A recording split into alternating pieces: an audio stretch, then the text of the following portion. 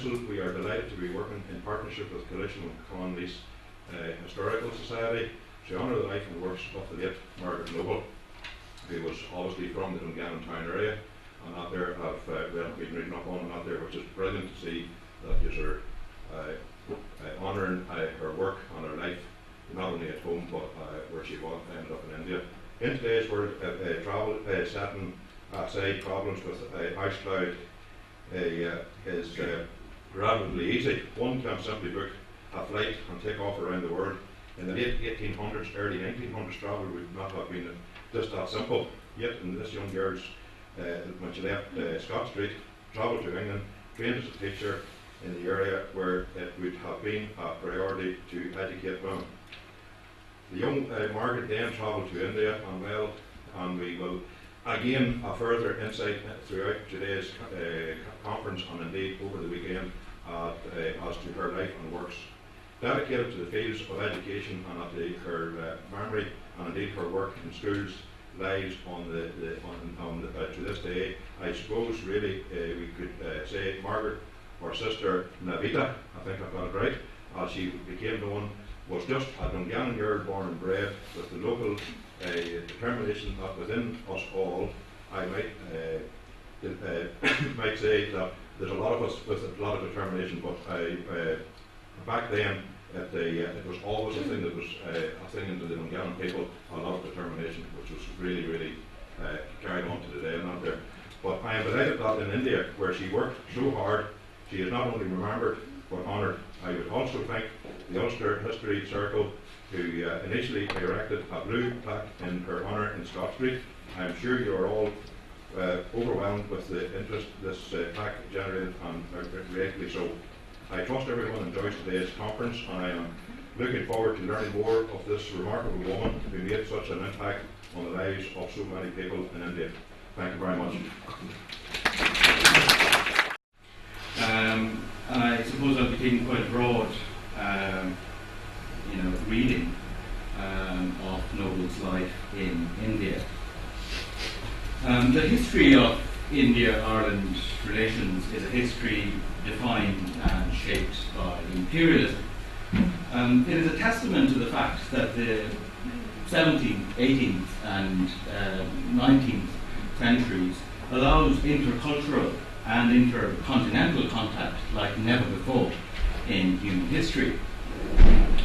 If the negative inheritances, and there are many, of imperialism was political domination, cultural turmoil, and psychological distress, then the more positive legacy is one which resulted in vastly different cultures being forced to live in close proximity to one another.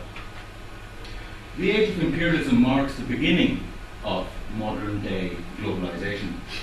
And Margaret Noble, it seems to me, is a product of that unique globalization, which both preached, on the one hand, the similarity of the human condition, but also talked about differences between those civilizations. Noble, of course, travelled to India primarily because of her fateful meeting with Swami Vivekananda in November 1895 at a posh West End London residence. The Swami, or saint or seer, travelled to Europe to preach, on the one hand, the essential similarity of the human condition across nations, but on the other, to show how Hinduism and India in general was a unique offshoot among them. Hinduism, especially the variety which depended on the interpretation of the Vedas, the specific set of Hindu scriptures, saw an urgent resurgence in 19th century India, especially in Bengal. Now, all cultures have traditions, but what is most intriguing is the way that traditions survive only because they can be utilized in different cultural situations and for different political purposes. The resurgence of Vedantic Hinduism was partly because of a rising class within India, which was educated in the British system, but was also influenced by Orientalist scholars from Europe who romantically valorized and exoticized Indian religions and languages. This new class recognized that a revival of Indian traditions was a culturally astute method to criticize British rule in the country. They used the same traditions which were denigrated by the British imperialists and pragmatists as being irrational, and used the same kind of traditions and saw in them a positive value which should be kind of a path towards self-pride. Vivekananda suggested that Hinduism had indeed been mired in irrationalities, but that once cured of such superstitions, it was a supreme philosophy which repudiated the colonial version of Indian backwardness. I think this is a really astute reworking of a specific strand of Hinduism, which was often seen by Indians and non-Indians alike as the tonic to help the ailing and highly materialistic West.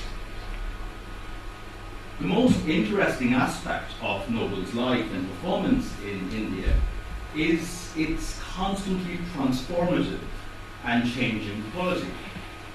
Noble initially began as a disciple of Vivekananda and of the Ramakrishna order. She arrived in India in 1898 and was initiated as Nevedita on the 25th of March. But she quickly adopted her role to a social reformer who utilized school education to promote reformist ideals. She started a school in November of that year, interestingly actually on the day of the worship set aside for the Hindu goddess Kali. Within a few years, however, she wrote in a letter that her vision of her work in India may well need to be redefined. And she said, "Suppose even that I could add my impress on 10 or 12 girls, would it be so much gain? I think my task is to awake a nation, not to influence a few women." In Noble's writings, what is evident is that this transformation from a religious disciple or a sannyasin to teacher to political activist is really a reflection of the growth of a new kind of political activism and nationalist politics in India. Such a nationalism intrinsically converged politics and religion. This, from our perspective today, may seem a dangerous maneuver, and in many ways it was. But within anti-colonial movements, such as Indian nationalism, this was obviously a very pragmatic gesture.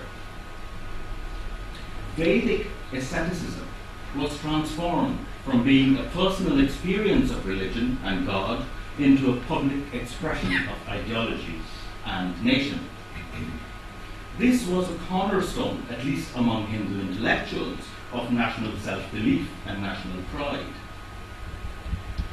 Political scientists have often suggested that there are three ways that nationalism and national politics are governed. The birth of the nation could begin with an ethical and philosophical basis to see the nation's role in social affairs, or it might have had an anthropological or political foundation, which signified the connection between the individual and society. Or it could also be a result of a historical and sociological factor, like colonialism. But I think uncontained within these formulas is the complex use of aesthetics and religion and religious impulses. Spiritually motivated individuals, such as Margaret Noble, were influenced as much by their desire for social justice as they were spurred on by what they believed to be the correct path towards the existential aim of human good, that is, human good through spiritual action and religious belief. By the early 1900s, Margaret Noble had transformed her modest dream of teaching and helping individuals to being a catalyst of national revivalism. Her aim from now on, as she says, is not to influence a few women, but to awaken a nation. As one author has written on Nevedita, spiritual faith was to be integrated with an active public life. And, very importantly, very assertive anti-British positions. Closely related to her fascination with Vedanta, which culminated in her ordainment as a sannyasin, was Noble's unique nationalist agenda. Often these converged at the level of gender, when she quite, I suppose, myopically suggested that on the ideal side, the life of an Indian woman is a poem of the Indian soil. For all that coherence and social unity which the West has lost within the last few centuries remain still in the Orient intact. Eastern life is an organic whole. What is clear in the quotation is not simply the feminization of India, but perhaps more strikingly, some would say problematically, the figure of the Indian woman here personifies what is unique about the Orient. Her figure serves as a reminder of the loss of spirituality, of social unity, which Noble says characterizes the West. Indian cultural revivalism, like other revivalisms, defined and deified femininity. This, as was the case in Ireland, often resulted in a version of femininity which sought gender equality only through emulating traditionally masculine and male roles. Now, yet remember that because she was a sannyasin, Margaret Noble herself would be seen as a degendered and therefore sanctified individual. It was an ideology, though, of women trying to emulate traditional masculine characteristics which would define nationalism among women in Bengal. There are many connections between India and Ireland, and maybe this gender connection is one. The Easter Rising in Ireland was replayed in India in the Chittagong Armoury raid in 1930. One of its main protagonists was called Pritilata Vadeder, who would later commit suicide when captured by the British. Her letter, which was found on her body, makes this unique feminization of nationalist struggle very clear. Vadeder wrote in the letter, can everyone read that? Why should we, the modern Indian women, be deprived of joining the noble fight to redeem our country from foreign domination? Women are determined that they will no longer lag behind, but they will stand side by side with their brothers in activities, however dangerous and difficult. For those of you who are interested in India-Ireland connections, it is a well-known fact that Indian and Irish nationalists had often inspired each other in their causes. Thus, in a place like Bengal, people like Terence McSweeney or Dan Green or Eamon de Valera achieved iconic status. And their tactics, obviously, were emulated by diverse figures. There's a lot of historical scholarship in this area, and they reveal a contradictory program whereby Indians, on the one hand, planned attacks against the Irish and British army, but also saw the brotherhood of the colonized between the Irish and the Indians. The Irish presence in India was dualistic in nature, obviously. Some served in the British army, while others secretly harbored faith in Indian nationalist struggle. The relationship of Margaret Noble and Indian politics should also be seen in the light of such connections. Just like the revival of Vedantic Hinduism and its criticism of Western materialism, Irish cultural revivalism presented Ireland's unique history and ancient past in complete opposition to British rationality. But also many writers in Ireland, all the way from Thomas More to W.B. Yeats to James Joyce, suggested that the ancient Celtic cultures in Ireland shared ample similarities with the Sanskritic cultures and the Oriental cultures. In his introduction to Tagore's Gitanjali, Yeats obviously wrote of the incredibly folkloric and primitive imagination of India. Ireland, like India, Yeats suggested, was in a position which was modern yet traditional, succumbing to the pressures of colonial progress but the kinetic cultural imagination. Yeats compared Douglas Hyde to the writings of Tagore, making the connection between Celtic history and Eastern antiquity really, really strong.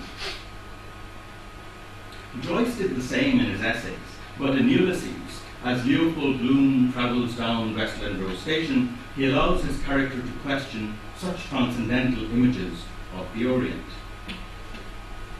In Westland Road, he halted before the window of the Belfast and Oriental Tea Company and read the legends of lead-papered packets, Ceylon brands, the Far East, lovely spot it must be, the garden of the world. Wonder, is it like that? One Indian intellectual, while working through such ideologies, said that India is not the Northwest, it is India. But it is principally through the logic of difference between India and the West that Indian nationalists, and indeed Nevedita, defined their relationship to the country. For those who employed this tactic energetically, such as Vivekananda, or indeed to some degree Tagore, this logic turned them into personification of everything that the Orientalists believed India to be: spiritually inclined, supremely philosophical, and intrinsically different from Europe and the New World. Figures such as Vivekananda became celebrities in their own right. It's a very interesting fact, I don't know how many of you know it, but his picture was for a short time used to advertise Ceylon tea. It appeared on packets of tea. The Vedantic movement, in its incarnation as spiritual politics, often offered a different picture from a laid-back, incense-heavy image of India. Some Vedantists, Vivekananda and Nevedita among them, suggested that it is principally these sort of images which deterred Indian nationalism from taking a radical stance against imperial rule. Vivekananda, perhaps in a moment of self-doubt, once suggested that the salvation of Hindus lay in the three B's: beef, biceps, and the Bhagavad Gita. By 1905, Nevedita was completely immersed in Indian politics, and it is understood that she was also in contact with revolutionary and underground political organizations, but we were just discussing this over lunch. We're not sure how clear that is. Her own familial background in Dungannon and its anti-unionist stance and the fact of Irish colonialism shaped her political ideologies as much as her immersion in Indian spirituality. This revolutionary zeal combined with spiritualism put her in a unique position within Bengali intellectuals, with Bengali intellectuals like Tagore. Tagore was a pacifist in many ways, and he acknowledged the incredible courage and incredible charisma of Nevedita. But he also, I think, made it clear that political rebelliousness was not for him. Tagore said that I had felt her great power, but with all that I understood that her path was not for me. She was a versatile genius, and there was another thing in her nature, that was her militancy. She had the power, and she exerted that power with full force on the lives of others. When it was not possible to agree with her, it was impossible to work with her. It is often the case that the authors of a newly imagined nation look towards a defining moment, a centrifugal slice of time from which will erupt, explode, and be generated a politically independent nation. Activists and revolutionaries seek to actualize this by staging, momentous events. And if these events are successful, then they grow beyond the boundaries of historical representation. They're almost ahistorical, atemporal, outside of time. And thus the Easter Rising of 1916, the hanging of Robert Emmet, the Indian Revolution of 1857, or the deaths of Binoy Badal and Dinesh in Calcutta are momentous events. They degraded human life and destroyed it, but also they provided the necessary blips in an unending, linear trajectory of colonial rule. Every second of time is the straight gate through which the Messiah might enter, said the philosopher Walter Benjamin. This idea is quite similar to Bengali insurrectionary politics in early 20th century Bengal, and Noble understood the impact that such revolutions may have on the imperial psyche. I think she also understood that the newly resurrected Vedantism could also help formulate some sort of a cohesive image of a vast subcontinent such as India. India's numerous cultures, multiple languages, multiple races, were all hindrances towards imagining it as a political nation. The new Vedanta, therefore, often sought to represent not just a cohesive version of Hinduism, but was also representative of the philosophical identity of India. Interestingly, it was only in the 19th century that a word like Hinduism was first used to signify some sort of cultural cohesion among the various Hindu practices in the subcontinent. Noble understood this very well, and she said that Ramakrishna's life was lived and his work done within very narrow geographical limits and entirely under the conditions of Hindu education.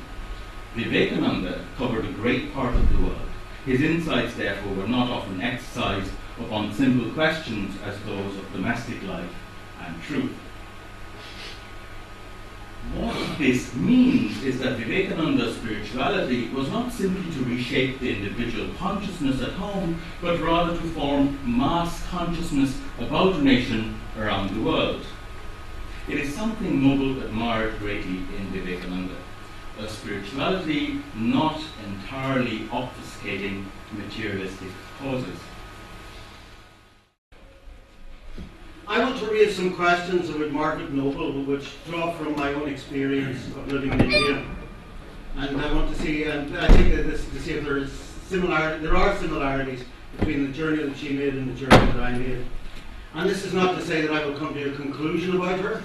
I may paint a picture of her on my own reflections, which some of you will not like, or some of you may be intrigued by. It will be because I am now, more than ever, I suppose, a secularized Westerner. That I will bring a secularized Western perspective to her. But let me describe first of all how we were both drawn to India. I was 24 years old. I was unemployed. I was living in the north of England, and I read in the Guardian personal column an ad for looking for a retired author to come to India to work on what the advertisement called an idealized commentary on the Bhagavad Gita. And I went out to, I phoned the person who put this ad in the paper, and I was immediately invited to go to India and to work with Swami, who was writing a book. Nevedita's experience was slightly different, or was very different. She was in the 1890s in London. She was part of a literary set there. She was in some measure an intellectual and an activist. And she had been invited to the drawing rooms of London to hear a man speak, and the man that she went to speak was Swami Vivekananda. And Swami Vivekananda spoke about the philosophy of Vedanta, of the need to mobilize Indian people at a time before Indian independence, and of the need to infuse a new morale into the Indian spirit. And he also spoke of the unity of religious feeling and unity of religious thinking around the world. And he was a disciple of Ramakrishna, who he believed had made several journeys to God through all the different religious traditions. And when Margaret Noble and her friends left the first soiree at which Vivekananda had spoken to them, she said, "Well, there's not much new in that, is there?" Because she was not impressed at first. But she thought about it and she went back, and she says that in a sense the coherence of what Vivekananda had said to her worked on her like music, which becomes more familiar the more you listen to it. Right? So let me tell you a wee bit about the two gurus we had. I lived with a guru called Swami Paramananda Saraswati. We lived half the year on the bank of the Ganges at Bridge Ghat near Gaurampateshwar, and half the year in Delhi by the Jamuna, also very close to Cremation Ghat in Delhi. Swamiji was an orthodox Hindu. He, for instance, he exercised the practice of untouchability. I was not of any caste in India. I was what is called mlecha. I was untouchable. My physical contact had to be avoided at all times. I had to use separate washing facilities, a separate toilet. If I wandered into the kitchen looking for a glass of milk, then the kitchen would be evacuated and scrubbed from top to bottom to cleanse it of the contamination which I would have brought to it. Swamiji was very different from Vivekananda and would not have held Vivekananda in revered memory. Vivekananda was a radical. Vivekananda lived at a time when India was still controlled by the British, but there were many spiritual strands flowing past him at that time, and a very large one was called the Brahmo Samaj, which was a movement for adopting a Christian perspective into Hinduism and a fusion of Hinduism and Christianity, a sharing of thinking between the two schools. And Vivekananda, Swamiji, for instance, would never have left India. He would have believed that there was a law barring him from crossing the Brahmaputra and going out into the wider world. Whereas Vivekananda was the first of the great Indian spiritual preachers to go across the sea and to speak in London, where Margaret Noble heard him speak, and to go to Chicago, where he addressed the World Council, the World Parliament of Religions. Both men, Swamiji and Vivekananda, were great orators. If you went into the ashram on a Sunday morning in Delhi and Swamiji was sitting on his podium, he would be talking to his followers in Hindi and singing to them in Sanskrit, and they would be completely entranced by him. Even I, when I couldn't understand it, used to sit and watch the man speaking and find him extraordinarily charming and engaging. A really, really extraordinary gift. And Vivekananda had that as well. Vivekananda was a mesmeric speaker, and he was also a very passionate speaker. When he went to the Parliament of Religions, he lambasted the Christians. He said, "The Son of Man would not find among you a stone upon which to rest his head." He was furious with some of them, but he was also very, very engaging and attractive. Both men had rages. Margaret Noble describes in her book, The Masters, I saw times when Vivekananda was very, very angry and almost out of control in his anger. Swamiji was the same. I would say that both were fanatics. Certainly by the perspective that we have today of life and of leadership and of relationships with people, I would say that both were fanatics. Hardly the term they would have used to describe themselves. The lives that Margaret Noble and I lived were different as well. I lived, believe it or not, some of you may know me from other areas of my life, but I lived a monastic and contemplative life for 3 years in an ashram in India, meditating morning and night, practicing yoga asanas, and in service to Swamiji, a guru, someone to whom I had pledged devotion, and a man whom I loved very profoundly at times. In effect, I lived a second childhood, maybe some would say a third childhood, but I regressed into a very simple and beautiful life in deep meditation and in deep contemplation. And the object of devotion within my, I never told any of this to anybody here, have I? But the object of my devotion in my meditation was the goddess Saraswati, who is the inspirer of speech and writing. Right? And you can decide for yourself whether that worked. Margaret Noble took the name of Nevedita, the dedicated one, but Vivekananda had called her to a mix of contemplation and action. If you read the mystical tradition in Christianity or in Hinduism or in any of the traditions, you will come to this question of whether a life is to be lived in contemplation or in action. And in Christian tradition, the parable that takes us to the core of that question is the story of the visit of Jesus to the home of Martha and Mary, right? And I think it's one of them, maybe Martha, is up and about, cleaning the kitchen, preparing the meal, and getting things organized. And the other is sitting at the feet of the Lord, gazing at him in what the Hindus would call darshan, the enjoyment of the sight of the Holy One. And Martha complains, "Why can't Mary come and help me in the kitchen? I'm getting the food ready." A very familiar kind of situation, I'm sure, certainly to the men here. And Jesus says to Martha, "Will you hide your waste, woman? For she has chosen the better part. She is the contemplative. So within the contemplative tradition in Christianity refers back to. I was a contemplative. I was a quite useless and unproductive person for all the time that I was there, but I was engrossed in contemplation and meditation, and I am, I believe, a different person because of that. Margaret Noble was engaged in contemplation, but also in action. She set up a school for girls. Vivekananda put her through a very hard time. He took her on a pilgrimage to Amarnath in the Himalayas, where there is the lingam of Shiva, the stalagmite, which represents the lingam of Shiva, and a very arduous pilgrimage in the Himalayas. And we're taking a Western woman from who's used to high society in London, and to take her on this pilgrimage with tens of thousands of Indian people across the mountains, where the only running water would have been running down the side of the mountain beside them, and so she went through that with him. But she also went through the work of setting up the school.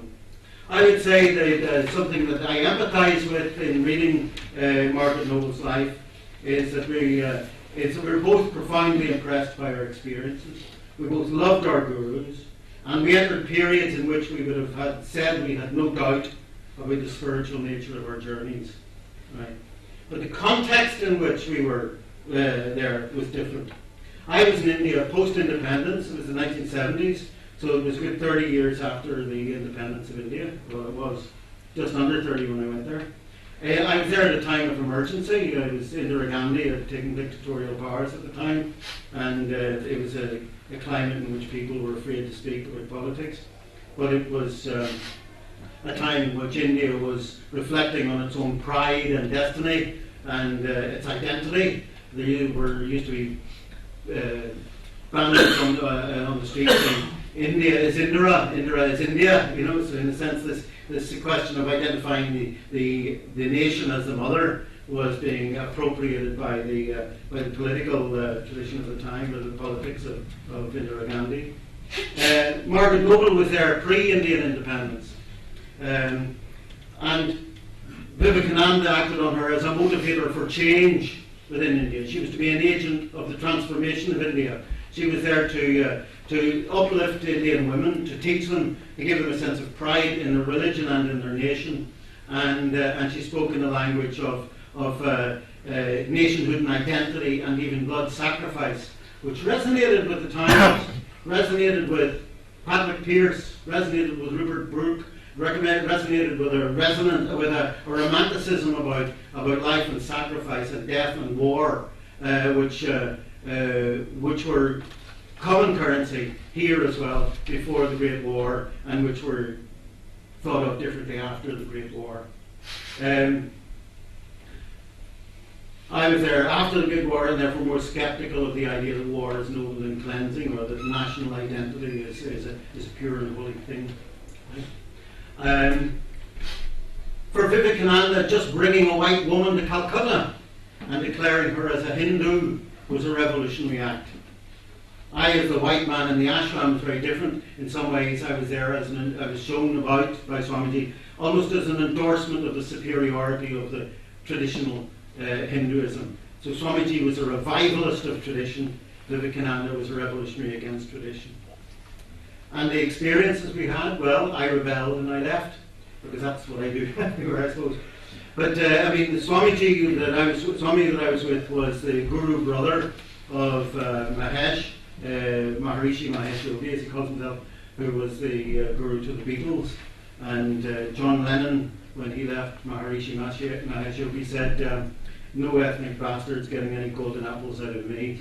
And that was his assessment of the Maharishi Mahesh Yogi. Swamiji was a manipulator. He was a supreme ethnicist and racist in many ways. And he was very naive as well, because he believed in the absolute literal truth of Scripture. I remember one day we were talking about an eclipse of the moon, because he would invite me to meditate at the Ganges at the time of the eclipse of the moon, a very, very important time. We were talking about the eclipse, and I said, well, this is, of course, when the shadow of the earth is cast onto the moon. And he said, well, that is what the Westerners believe, and they have to believe it, for how else can they explain day and night? And I thought, well, indeed, how else? You know? but he saw it in mythological terms, which he regarded as literally true. And then we had the life afterwards, and in my life, I left Swamiji before he died. Margaret Noble stayed loyal to Vivekananda, but her character and her life, I believe, changed very shortly after his death. After I left Swamiji, I became a journalist, and freed from the confinement of an ashram life and the deep practice of contemplation, I was liberated into a kind of exuberance of expression and activity and writing and so on. Margaret Noble became a revolutionary activist. She joined with Aurobindo Ghosh. She was sat on the Revolutionary Committee 4 years after the death of Vivekananda. She was part of the campaign to oppose the partition of Bengal, and this was a campaign which involved bombings as well as protests. And we obviously, it was a secret organisation. We don't have much information about what he did. We have it clearly on the word of Aurobindo Ghosh that she was a member of the Revolutionary Committee, and it is quite feasible that Margaret Noble ordered bombings or encouraged people to carry out bombings in Calcutta at that time. I became a Western single man with a series of relationships, the way we do in this generation, though I'm now married and stable. I believe that Margaret Noble was probably deeply in love with Vivekananda. I don't mean that they had a relationship, a physical relationship, but I believe that there is a way of thinking, or the only way that a Westerner can think to describe the devotion that she gave to him and the awesome impression that he had on her was to say that she was in love with him. And she fell in love with another man, another amazing man, and that man was Aurobindo Ghosh. Aurobindo Ghosh was a revolutionary, and he was leading the campaign against the partition of Bengal, and he was imprisoned for it. And Margaret Noble left India at that time, very likely for her own safety, very likely to avoid arrest and to travel again. And she came to Ireland, she came to London, and she met various people, but she went back to visit Aurobindo in prison in Calcutta. And the message that she heard from Aurobindo in Calcutta was probably the most astonishing thing that she'd ever heard in her life. And that message was, Vivekananda has been here to me in a cell, and he has been speaking to me. And I am going to follow him now. And Aurobindo Ghosh, whom Margaret Noble was devoted to, I would suggest in love with, told her that he was himself going to leave and lead a celibate, religious life and pursue the mystical vision that Vivekananda had spoken of. And he did. He went to the south of England, to Pondicherry, to territory which was ruled by the French, where he would be safe from pursuit by British forces. And he set up his own ashram. And he is every bit as famous today as Vivekananda, for those who read Eastern mysticism and Eastern religion. What did Margaret Noble do? Margaret Noble went on with her life. She withdrew. She was not as active afterwards. She was maybe depressed. She wrote a book, The Master as I Saw Him, which is her account of her journeys to Amarnath and her experiences with Swami Vivekananda. And it describes the docility of her relationship with Vivekananda. But it also describes her deep admiration for Vivekananda. Did she retain the influence of that past? The question over Margaret Noble is, had she changed? What would Vivekananda have thought of her getting involved in revolutionary activism in Calcutta at that time? Maybe he would have approved. Maybe when I feel critical about it and view it through the perspective of the future, then I'm doing that also with the prism, through the prism of Irish glasses and seeing things in a different way. At the time of her death, in 1911, Nevedita was writing a book that was eventually published in 1913 as Myths of the Hindus and Buddhists. The task of finishing the book was undertaken by Coomaraswamy, and the book was published under both names, as we can see. Let me quote from Coomaraswamy's preface, for it gives a good idea of the high regard for Nevedita, not just in India, but in the West, at the time of her death. What Coomaraswamy writes is this: Sister Nevedita, to whom the publishers first entrusted this work, needs no introduction to Western or to Indian readers. A most sincere disciple of Swami Vivekananda, who was himself a follower of the great Ramakrishna, she brought to the study of Indian life and literature a sound knowledge of Western educational and social science, and an unsurpassed enthusiasm and devotion to the peoples and the ideals of her adopted country. And he goes on, Nevedita became not merely an interpreter of India to Europe, but even more, the inspiration of a new race of Indian students, no longer anxious to be anglicized, but convinced that all real progress, as distinct from mere political controversy, must be based on national ideals, upon intentions already expressed in religion and art. Coomaraswamy concludes his preface by noting, the Indian myths here retold include almost all those which are commonly illustrated in Indian sculpture and painting. Finally, they include much that must very soon be recognized as belonging not only to India, but to the whole world. I feel that this is above all true of the Ramayana, which is surely the best tale of chivalry and truth and the love of creatures that was ever written. Now, that simply underlines Nevedita's importance as a teacher of Hindu culture to the West. It also reminds us that through Coomaraswamy we find a direct link to explorers of myth in the West, such as Joseph Campbell, whose teaching of mythology underpins the creation of modern myths, such as George Lucas's film Star Wars. And I promised yesterday that I would get that in. Myths of the Hindus and Buddhists also marks an international appreciation of the art of the Bengal school of painters, for, as it stresses on the title page, it contains 32 colour illustrations by Indian artists under the supervision of Abanindranath Tagore, and this is one of Tagore's works. This was an important dissemination of the work of the Bengal school, for the series in which the book was published was aimed at a mass market and contained cognate titles such as T.W. Rolliston's Myths and Legends of the Celtic Race, published some 2 years earlier, extensively illustrated by Stephen Reed.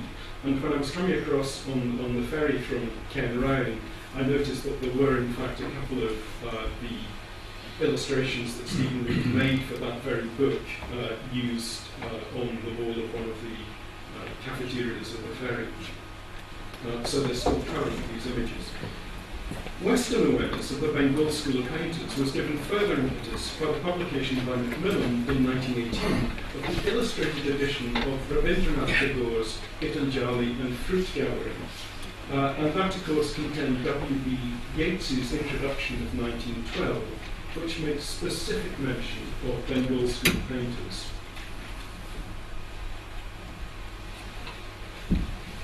Mention of Tagore reminds one that, published along with Geddes' memoir in 1913, Rabindranath Tagore's own memoir of Nevedita recalled her versatile all-round genius.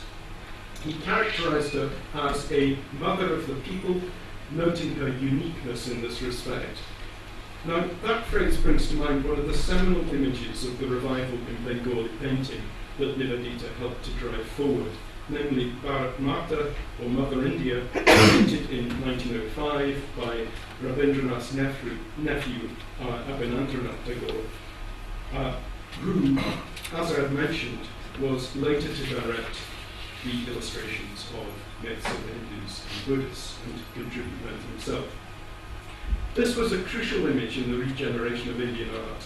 In political significance, it relates to the nationalist unrest that followed the politically motivated partition of Bengal the same year. Iconographically, it's interesting to note that it is something of an analogue of Celtic revival work created at the behest of Patrick Geddes in Edinburgh in the 1990s. such as John Duncan's Anima Celtica and The Awakening of Cahulan. It's important not to force the comparison here, but it's equally important not to avoid it. Much later, John Duncan was to draw on the Bengal school style when he made images of the life of the Buddha for the Ananda College in Colombo. This Buddhist college had been founded by the prominent theosophist Colonel Olcott in 1886. By the time Duncan made his murals in 1930, it was a key site of Buddhist educational resistance to colonial rule. Nevedita had been a source of inspiration and guidance for Abanindranath Tagore throughout his mature development as an artist. In her activities as an art critic, she helped to clear and maintain the path that the Bengal school of painters were to follow. But a crucial aid to her efforts in this regard was her link with the Japanese art critic and teacher Kakuzo Okakura. Now, Okakura is an important figure here.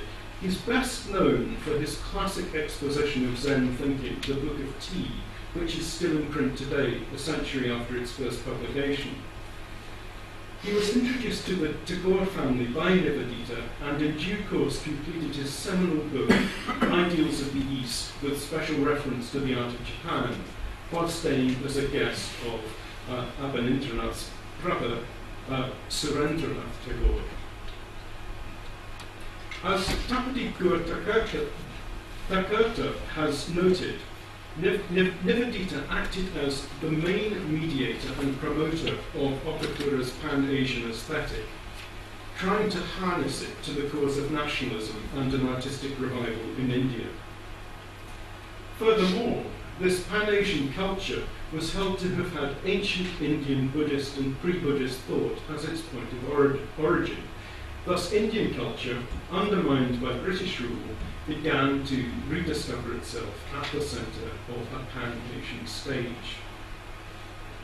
The problem for Okakura was to complement the overwhelming power of Western science and culture with a return to classic ideas of art. To serve this end, he founded an independent Japanese art school, which through its students directly influenced developments in Kolkata.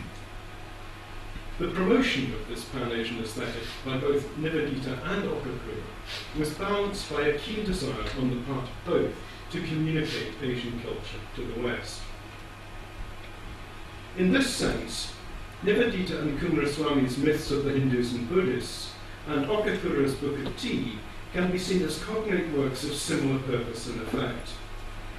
As Coomaraswamy advocated, we now take the Ramayana for granted as a classic of world literature.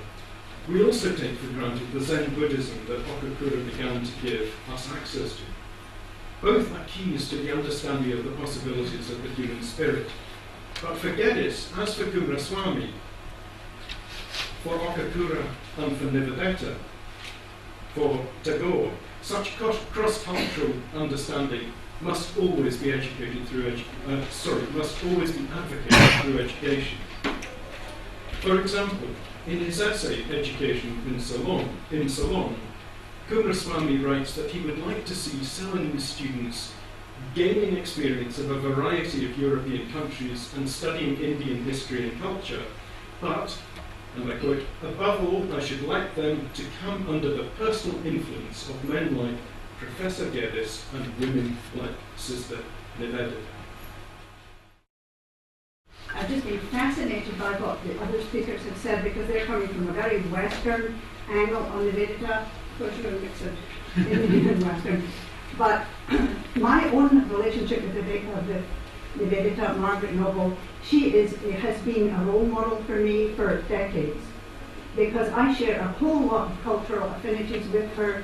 First of all, I'm a Celtic woman, and Celtic people are famous for being very outspoken, meaning what they say and saying what they mean, and making enemies right, left, and centre. And she and I share that, and that was one of the things that Vivekananda liked about her. That's one thing we have in common.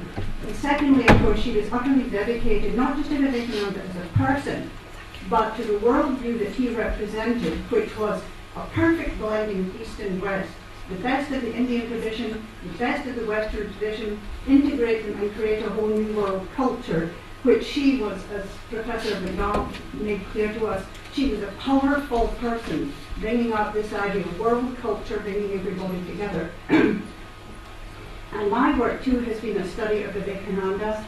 I'm currently working on a PhD thesis actually, which is going to be hopefully accepted in Germany, on the spiritual aspects of Vivekananda's life and teachings.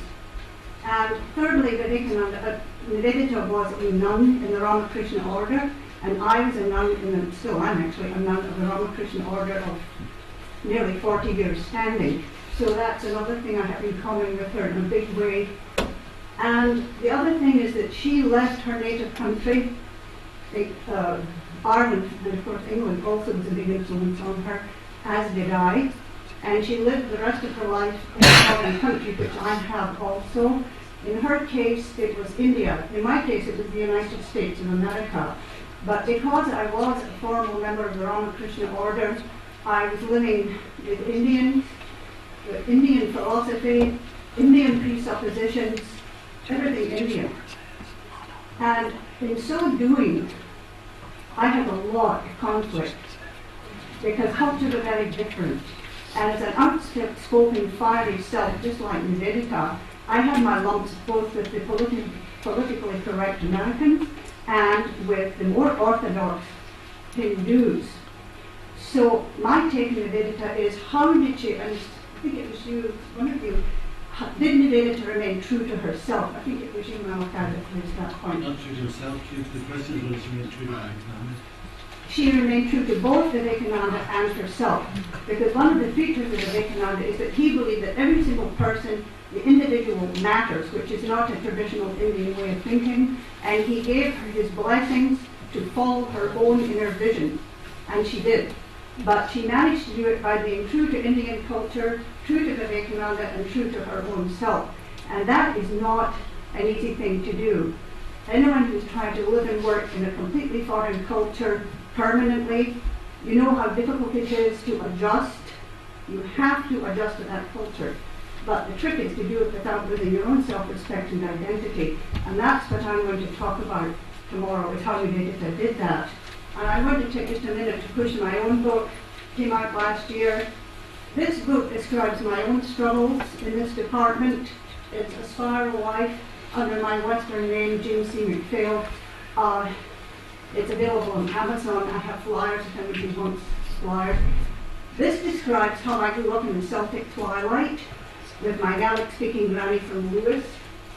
And I don't speak Gaelic myself, I have a few words here and there. But that whole world that I lived in was the old Celtic culture, deeply mystical. She had the second sight.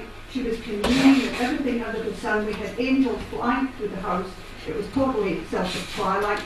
And then I went into math and science. I became a medical doctor. I worked at Harvard University.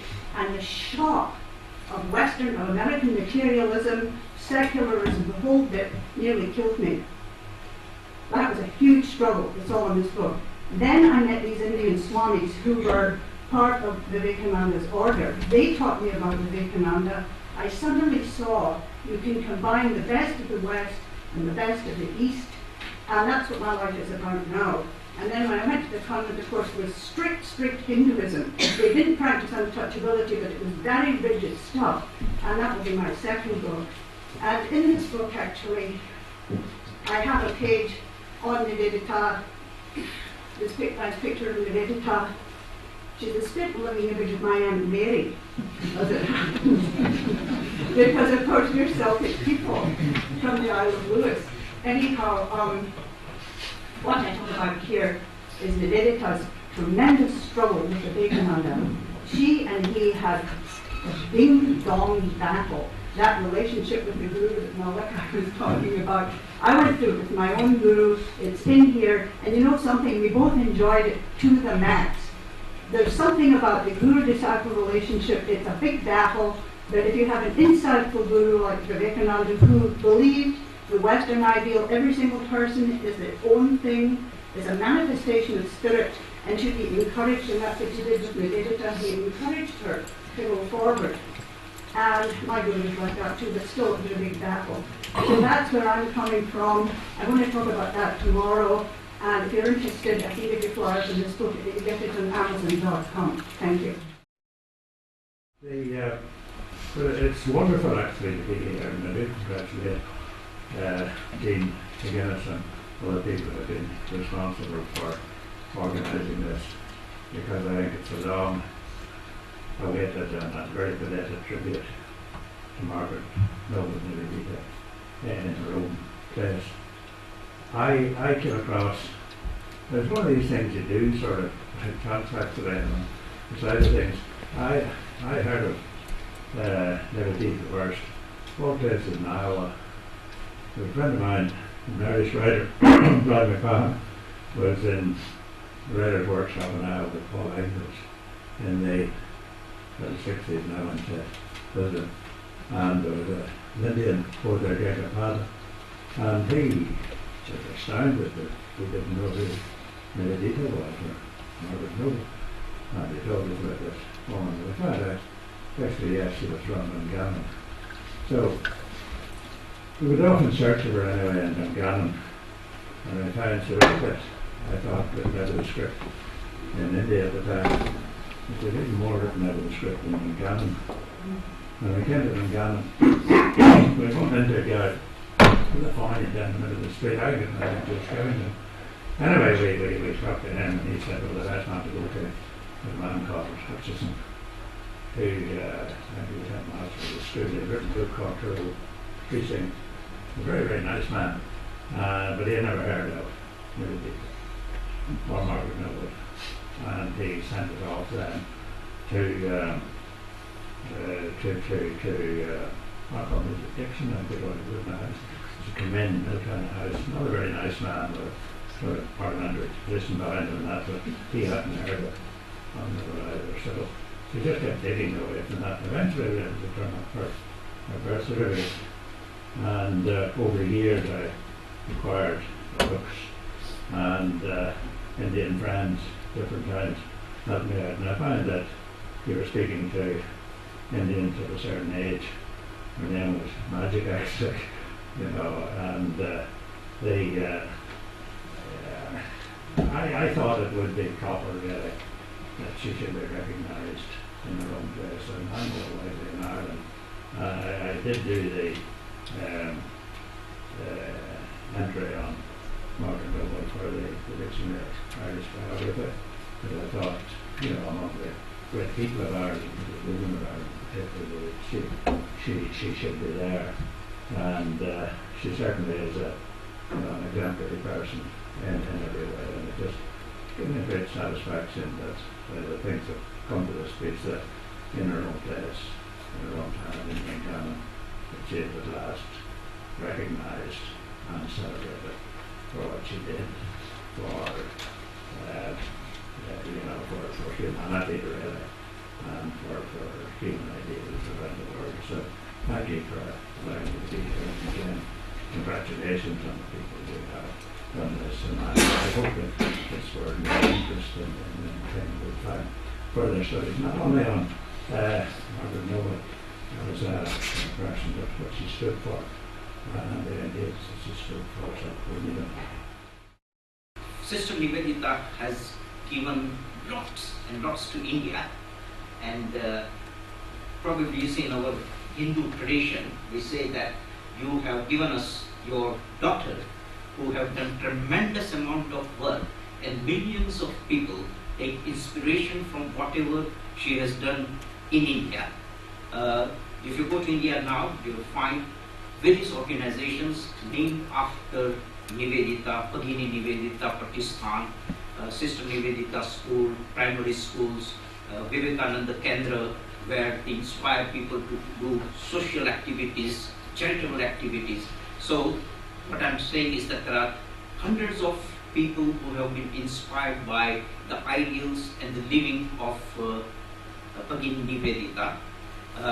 There is an organization there for Rashtriya Sevika Samiti, which is a very large women's organization which runs thousands and thousands of branches and social activities. in south of India there is a Vivekananda Kendra, which has built a nice monument in the name of Swami Vivekananda at Kanyakumari. They also do hundreds of charitable activities, and many of their projects are named after Sister Nevedita. And I know that Sister Nevedita, during her period in Calcutta, she had been through so many difficulties that in spite of that, she started these schools. She did various what you call charitable activities, especially during the time of plague. She nearly starved and was sort of dying, but in spite of that, she continued her work, and she also inspired thousands of revolutionaries to sort of fight for the freedom of India. And you see, at that time we had very limited, what I would say, publicity, but if whatever she has contributed to Mother India, is taken into consideration, probably Mother Teresa, her contribution is also very admirable, but Sister Nivedita's contribution to the regeneration of India has been so marvelous. It has inspired and still keeps on inspiring hundreds of organizations, hundreds of women in India to take up social activities and enhance the quality of life in India. Thank you very much. Thousands of miles from here, a memorial on the road to the Victoria Falls in Darjeeling marks the burial place of the ashes of Sister Nevedita. Most people walking past that place will have no idea of the Irish roots of the woman it commemorates, or know that her name once was Margaret Noble. A year or two I was in Kolkata, where Lord Curzon's Victoria Memorial is one of the sights to see in the former imperial capital. In the museum there's a display case devoted to the life and work of the great Bengali intellectual poet and Nobel Prize winner Rabindranath Tagore. And in the case I was fascinated to see a photograph of a Western woman who embraced India and her people, and who helped that nation on her path to independence. The woman in the photograph is Sister Nevedita, whom we honour here today. Kolkata was central to her life in India and her work with the education of girls. Darjeeling is her resting place, but Dungannon cradles her beginning. In this centenary year of her death, it's very appropriate that the blue plaque has its rededication. The Ulster History Circle is glad to have helped facilitate this, and thank you too to Dungannon and South Tyrone Borough Council for their contribution. And now I'll hand over to the Mayor, Councillor Kenneth Reid.